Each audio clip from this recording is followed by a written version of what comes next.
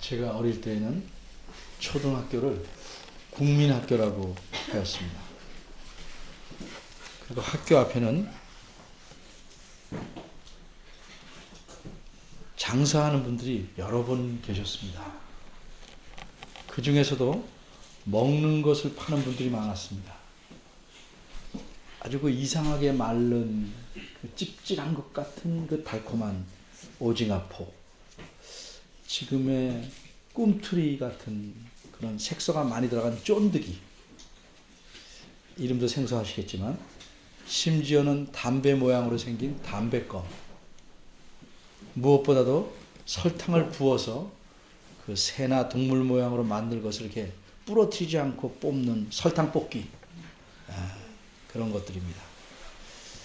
이런 것들은 그 거리에서 팔고 바람이 심하게 불고 먼지가 많이 날리니까 위생적으로 매우 나쁠 뿐만 아니라 그 재료도 몸에 나쁜 것들이기 때문에 불량식품이라고 했습니다. 부모님이나 선생님들은 이런 것을 사 먹지 말라고 말씀하셨지만 아이들은 자꾸 사 먹게 됩니다. 목사님도 사 먹었을까? 저는 안 사 먹은 편입니다. 그 이유는 부모님이나 선생님 말씀을 유난히 잘 들었기 때문이 아니라 다행히 그런 것들을 사 먹을 만큼 형편이 넉넉하지 못했기 때문입니다. 그런데 오늘은 좀 색다른 불량식품에 대해서 말씀하려고 합니다. 덥석 물었습니다. 그러나 물어뜯지도 않고 통째로 삼켰습니다. 좋은 음식인 줄 알고 먹었습니다. 알고 보니 불량식품 중에서도 아주 마음에 안 드는 불량식품이었습니다. 아이들이 학교 앞에서 사 먹는 불량식품은 맛있습니다. 사 먹지 말라는 걸 몰래 사 먹어서 그런지 더 달콤하기도 한데, 내가 먹은 이 음식은 맛도 통 모르겠고 도무지 소화가 안 되는 진짜 불량식품이었습니다. 이 불량식품은 나를 며칠 동안 너무 힘들고 괴롭게 만들었습니다. 그래서 어쩔 수 없이 나는 이 음식을 며칠 갖고 있다가 입 밖으로 토해내고 말았습니다. 좋은 먹이인 줄 알고 집어삼킨 큰 물고기의 고백입니다. 어째서 이 물고기는 이 먹이를 집어삼키게 되었을까? 오늘 본문은 여호와 하나님께서 이 물고기로 하여금 집어삼키게 하셨다고 말합니다. 이것이 오늘 본문의 내용입니다. 본문의 이야기는 대강 다 말씀드린 셈입니다. 그럼 더 이상 설교할 것이 없는가? 그래도 좀 더 있습니다. 먼저 일반적으로 물고기가 사람을 삼켰다는 사실에 대해서 갖는 의문 또는 질문에 대해서 설명할 필요가 있습니다. 그리고 오늘 본문이 우리에게 무엇을 가르쳐 주는지에 대해서 또 말씀드려야 합니다. 설교를 계속하겠습니다. 이전에 요나서의 내용을 들어보셨다면 이런 의문이 있었을 겁니다. 그런데 우리나라 사람들만 아니라 서양 사람들도 이 본문에 대해서 비슷한 의문이나 질문을 가졌습니다. 일반 성도뿐만 아니라 학자들도 똑같은 의문과 질문을 가지고 부지런히 연구하기도 했습니다. 도대체 그것이 무엇인가? 크게 두 가지입니다. 첫째는 요나를 삼킨 물고기가 어떤 물고기인가? 둘째는 물고기 뱃속에 들어가 요나가 어떻게 3일 동안 살아 있을 수 있겠는가? 이 두 가지 질문을 생각해 보려고 합니다. 먼저 첫째로 이 큰 물고기, 요나를 삼킨 물고기는 어떤 물고기였을까 하는 질문입니다. 이 큰 물고기가 무엇인지 제 기억으로는 옛날에 고래라고 번역한 영어 성경도 있었습니다. 또 유년주일학교 선생님들이 고래다라고 가르치시기도 했습니다. 그런데 엄밀히 말하자면 고래는 아닙니다.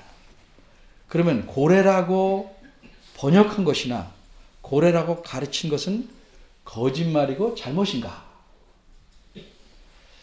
여기서 우리는 좀 균형 있게 생각해 봐야 할 것입니다. 그러기 위해서 먼저 예를 듭니다. 어쩌녁에 속상한 일이 있어서 잠을 잘 못 잤습니다. 그런데 출근길에 이웃을 만났습니다.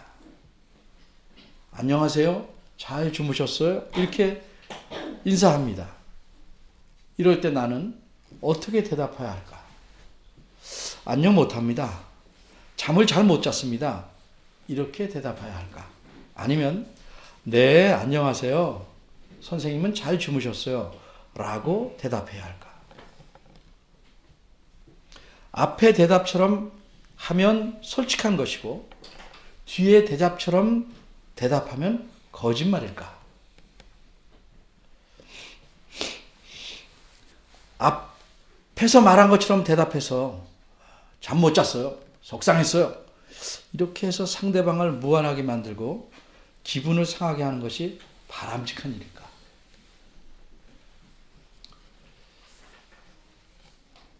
일반적인 말은 상대방이 어떤 의도로 물었는지에 맞춰서 대답해야 하지 않겠습니까?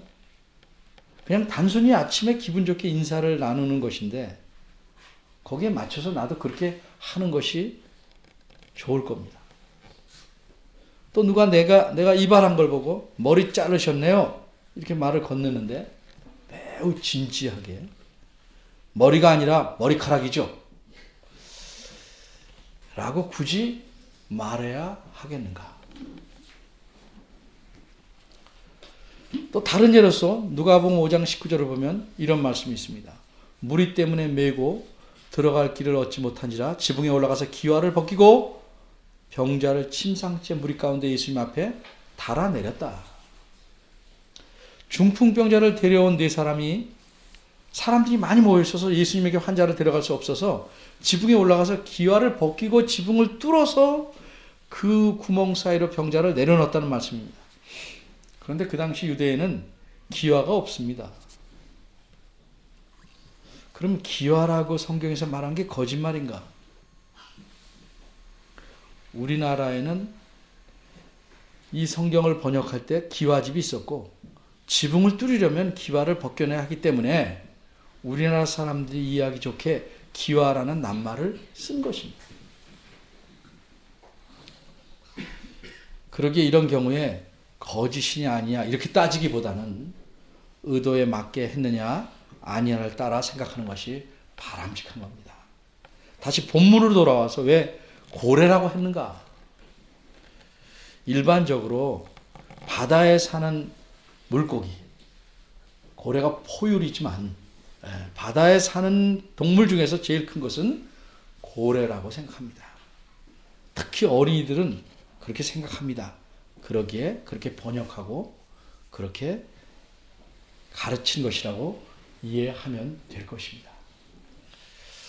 본문을 보면 큰 물고기가 등장하게 된 것은 하나님께서 바다에 내던져진 요나를 집어삼키게 하시려고 하나님께서 큰 물고기를 예비하셨기 때문입니다. 바다에 사는 가장 큰 동물은 향유고래라는 것인데 이것은 다 크면 길이는 18m예요.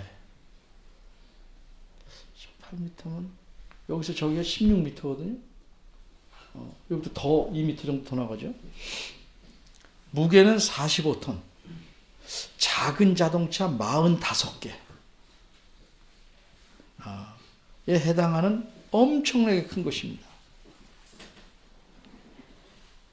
그런데 이 큰 물고기라는 건 고래가 아니고 상어일 거라고 학자들은 추측합니다. 그 이유는 고래 종류는 아무리 커도 45톤이나 돼도 그 목구멍이 작아서 사람을 삼킬 수가 없답니다. 고래는 새우같이 작은 것들, 플랑크톤이나 뭐 이런 것들을 먹고 산답니다. 그래서 학자들은 이 큰 물고기는 고래가 아니라 상어였다고 생각합니다. 상어 중에도 능히 사람을 통째로 삼킬 만한 큰 것이 있다고 합니다. 그 중에 가장 가능성 있는 것이 다 크면 길이가 12m에 몸무게는 12톤 정도 되는 상어가 있는데 그 상어가 공교롭게도 이름이 고래상어입니다. 고래상어. 아마 모양이 그런 것 같습니다. 그럼 어째서 기록자는 그 물고기가 무엇인지 분명하게 표현하지 않았는가? 우리한테나 심하게 궁금하지. 기록자 입장에서는 물고기가 어떤 것이냐 중요한 것이 아니었기 때문입니다. 본문에서 중요하게 말하고자 하는 사실은 하나님께서 그 큰 물고기를 예비하셔서 바다에 던져진 요나를 살려낼 길을 마련하셨다는 사실입니다. 둘째 질문은 요나가 어떻게 물고기 뱃속에서 죽지 않고 3일 동안을 살아 있을 수 있었느냐 하는 것입니다. 그래서 요나가 물고기 뱃속에서 3일 동안 있었다는 사실을 믿지 않는 학자들은 이렇게 말합니다. 오늘 이 본문 때문에 이 17절 한 구절 때문에 이 요나서라는 멋진 문학 작품이 망가졌다는 겁니다. 무슨 말이냐? 이를테면 조선시대를 배경으로 연속극을 보고 있는데 거기에 갑자기 자동차가 등장한다면 우리 뭐라고 그러겠어요? 저게 뭐야? 이 드라마 되게 웃긴다. 엉터리다. 그래요. 조선시대는 뭐 자동차가 없었으니까. 마찬가지로 1절에서 16절까지는 참 멋진 드라마 같은 내용인데 17절이 있을 수 없는 일을 기록해 놔가지고 망쳐놨다는 거죠. 그 사실을 동화 같은 우스개 이야기로 만들었다는 거예요.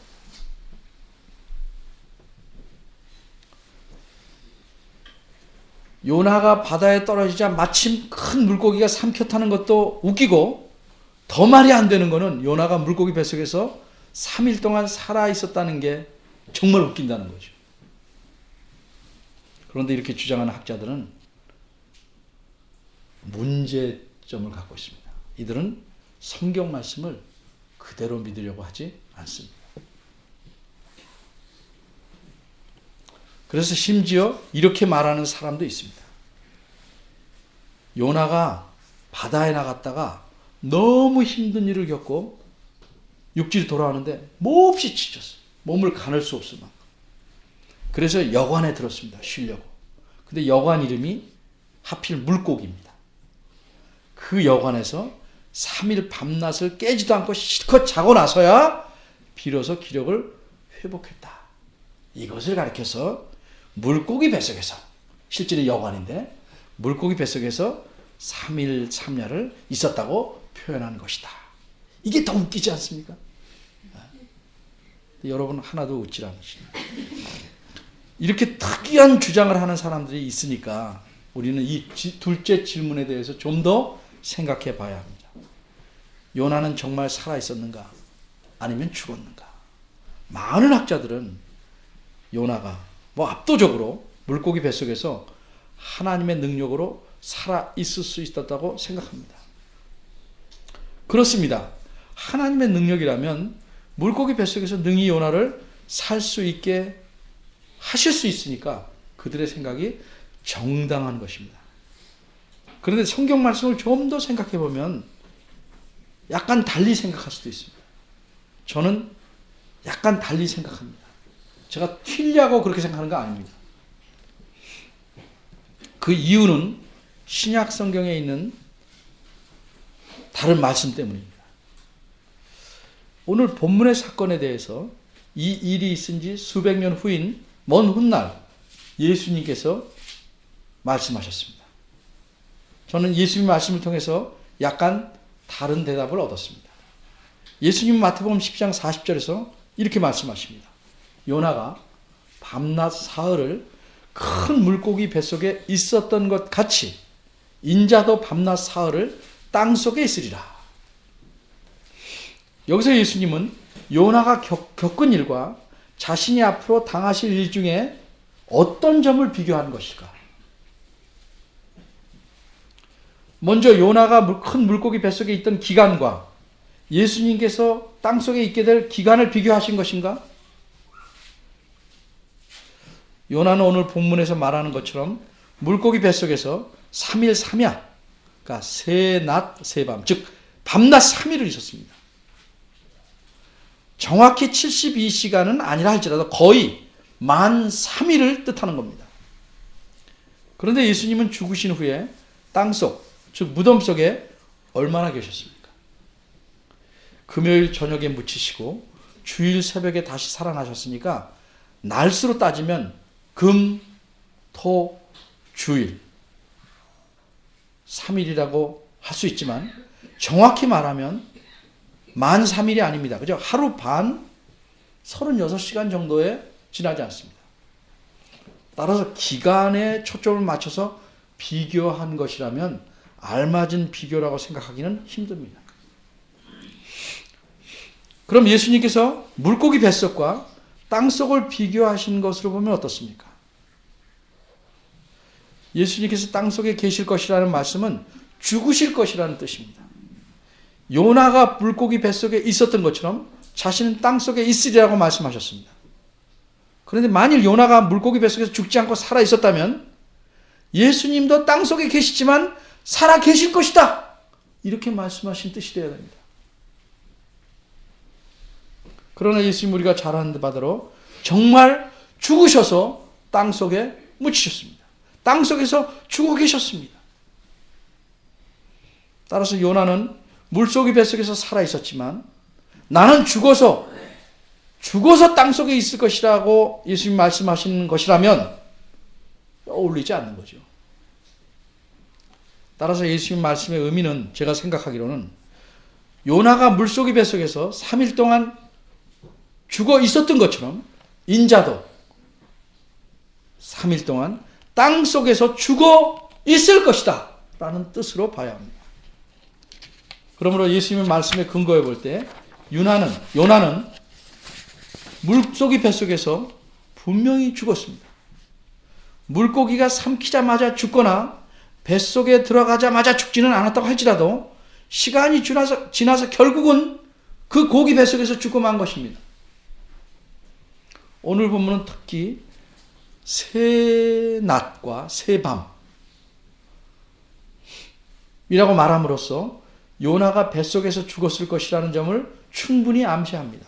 요한복음 11장을 보면 죽은 나사로가 땅속에 있은 지 나흘이 되어서 냄새가 난다고 말합니다. 죽어서 만 3일을 지나면 시체가 썩기 시작한다는 것입니다. 큰 물고기 뱃속은 들어가 보지 않아도 넉넉히 짐작할 수 있는 바대로 소화를 시키는 소화액도 많을 것이고 뜨거울 것이고 심히 답답한 공간일 겁니다. 이런 장소에서 살아남을 가능성은 극히 적고 체류한 기간도 만 3일이나 되기에 공기도 없고 밀폐된 공간이라 살아있을 수가 없습니다. 그럼 여기서 이런 질문이 생길 수 있습니다. 하나님의 능력이라면 요나가 살아있을 수 있을 것이 아니냐? 동의합니다. 옳습니다.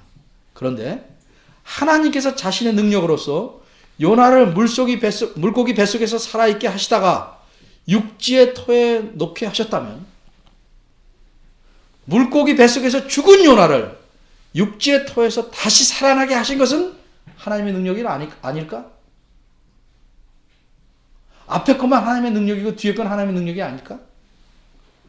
죽었다가 다시 살신 능력이 죽지 않게 하신 능력보다 작은 것일까?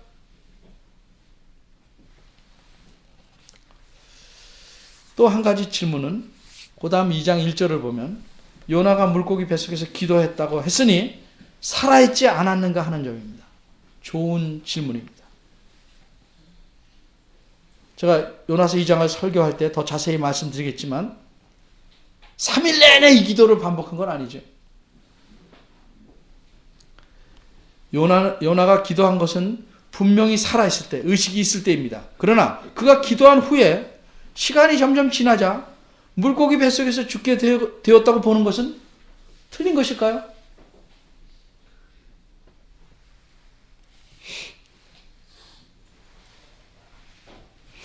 이제 우리는 끝으로 이 본문에서 말씀하는 대로 어째서 하나님께서는 큰 물고기를 예비하셨는가, 이 점을 생각해 봐야 할 것입니다. 하나님께서 자신의 능력으로서 회오리바람으로 요나만을 번쩍 들어서 육지로 옮겨 놓을 수도 있습니다. 하나님 능력인데 무엇이 못하겠습니까? 그런데 그렇게 하시지 않고 선원들로 하여금 결국은 요나를 바다에 던지도록 하신 까닭은 무엇인가? 그것은 한마디로 하나님에게서 도망치던 자에게는 죽음이라는 형벌이 있다는 사실을 알려주기 위함입니다.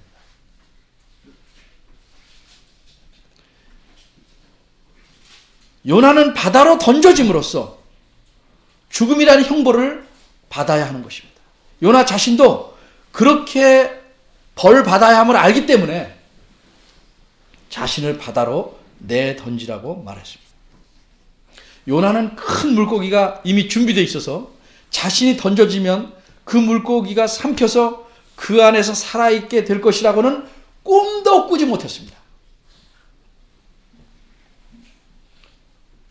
그런데 요나가 생각한 대로 되지 않았습니다. 요나가 생각한 대로 요나는 죽지 않았습니다. 하나님은 큰 물고기를 예비하셨습니다. 왜 이렇게 하셨을까? 하나님께서 요나를 잡으러 오셔서 선원들로 하여금 그를 바다에 던지게 하셨지만 이렇게 하신 것은 그에게 벌을 주신 겁니다. 그런데 여기서 끝나는 것이 아니고 하나님은 다른 계획을 갖고 계십니다. 그래서 큰 물고기로 하여금 요나를 통째로 삼키게 하셨습니다. 하나님은 일단 그를 형벌로 죽이신 후에 다시 살려내시려고 합니다. 다른 계획을 갖고 계셨기 때문입니다. 사실 다른 계획이란 변경된 계획이 아니라 요나에게 처음부터 말씀하신 계획을 그를 통해서 다시 시행하시는 겁니다. 요나에게 다시 일을 시키시려고 그렇게 하신 겁니다. 그러려면 그를 데려가셔야 합니다.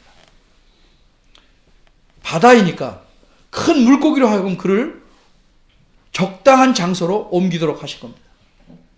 그런데 이것만이 아닙니다. 그에게 다시 맡긴 일을 행할 기회를 주시려면 그의 몸이 상하지 않고 썩기 전에 온전한 채로 살아나야 합니다.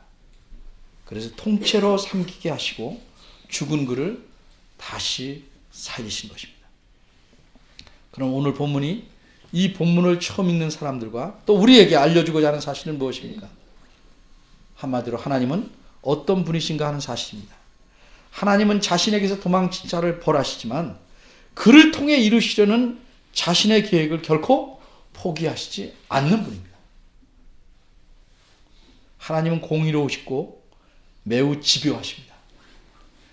요나가 물고기 뱃속에서 살아 있었든지 많은 사람이 생각하듯이 또 제가 말씀드린 대로 죽었든지 하나님은 어쨌든 요나를 그렇게 벌 주셨습니다. 요나가 하나님에게 들은 하나님께서 시키신 일을 아니하려고 아예 하나님에게서 도망친 데 대한 합당한 책임, 벌을 하나님께서 주신 겁니다. 그런데 또한 하나님은 요나를 통해 자신이 하시려는 계획을 다시 하게 하시는 겁니다. 그러려면 그냥 죽여서 끝내는 것이 아니고 그를 보내시려는 곳에 다시 가게 하셔야 합니다. 그럼 바다에서 육지로 옮겨놓을 최적의 수단은 무엇입니까? 요나가 탔던 배는 이미 떠났고 요나는 바다에 빠졌습니다. 그런데 다시 니느웨로 가야 됩니다. 그래서 하나님께서는 큰 물고기에게 명하여 그를 집어삼키게 하시고 그를 2장 10절에서 보는 바대로 그 뒤에 육지까지 옮겨놓게 하신 겁니다. 아마도 물고기가 3일 3야를 움직인 거리이니까 니느웨로 갈 수 있는 가까운 육지일 가능성이 높습니다. 이렇듯 하나님은 자기 계획을 포기하시지 않습니다.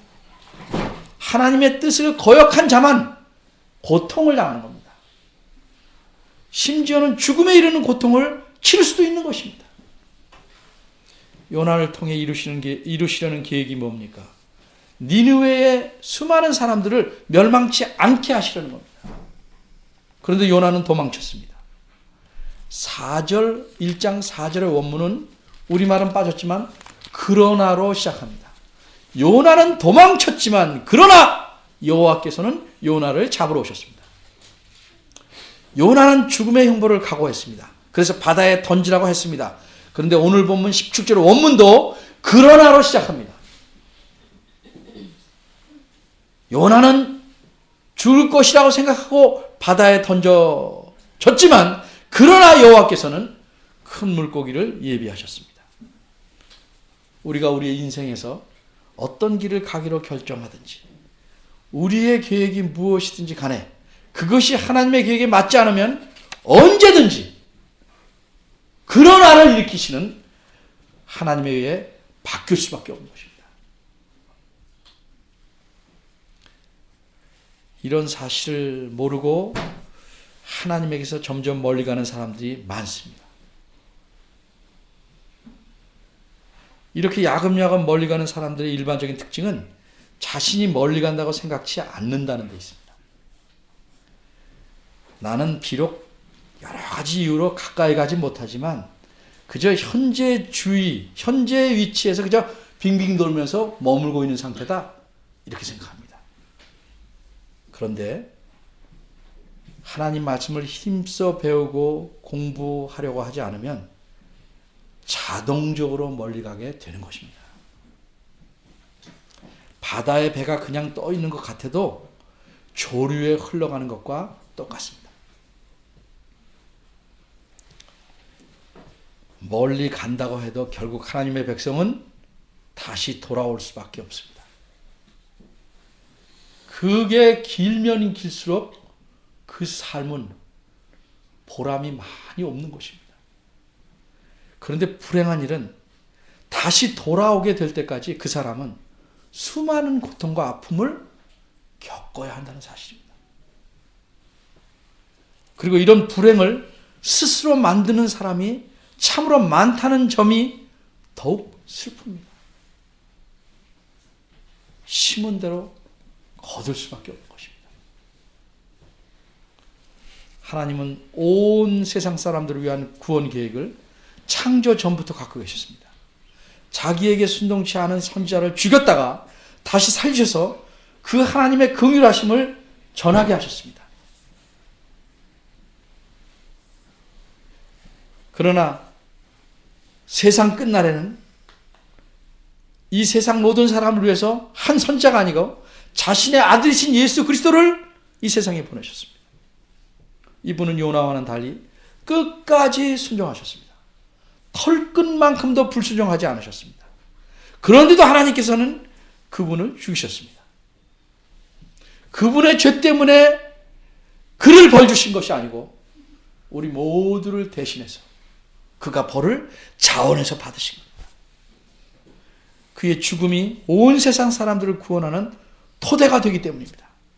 그래서 하나님은 끝까지 자기에게 순종한 분도 죽이셨습니다. 예수 그리스도는 공적으로 모든 사람들의 죄를 대신 짊어지신 속죄양이셨습니다. 그래서 그분을 하나님은 죽이셨습니다. 하나님께서는 예수 그리스도를 믿는 모든 자들을 죄에서 구원하시고 하나님의 자녀가 되도록 하시기 위해서 그런 겁니다. 요나를 물속의 뱃속에서 자기 죄로 인해서 사흘 동안 죽음을 맛보게 하셨듯이 예수님을 사흘 동안 모든 사람들의 죄를 대신해 땅속에서 죽음을 맛보게 하신 겁니다. 그로써 저와 여러분이 모든 죄를 용서함 받고 이렇게 하나님을 예배하는 하나님의 자녀가 될 수 있었던 것입니다. 내년에는 좀 더 이 하나님의 은혜에 진심으로 감사하는 삶, 그러게 점점 더 하나님에게로 가까이 다가가는 삶을 살려고 애쓰시기 바랍니다. 그리고 그 삶의 열매로서, 응축된 열매로서 좀 더 마음과 뜻을 다하는 예배를 하나님께 드릴 수 있는 여러분이 되시기를 바랍니다. 기도하겠습니다. 하나님,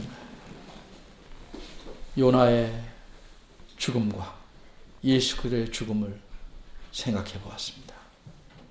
그리스도의 죽음 때문에 우리가 살아있습니다. 그가 맞음으로, 상함으로 우리가 나음을 얻었고 하나님과 화목하게 되었습니다. 입에 바른 소리가 아니고 마음으로, 진심으로 이 은혜와 사랑에 감사해서 무릎이 상하도록 기어서라도 하나님 앞에 가까이 가는, 그렇게 힘쓰는 저희들 되도록 저희를 이끌어 주시기를 바랍니다. 예수님의 이름으로 기도합니다. 아멘.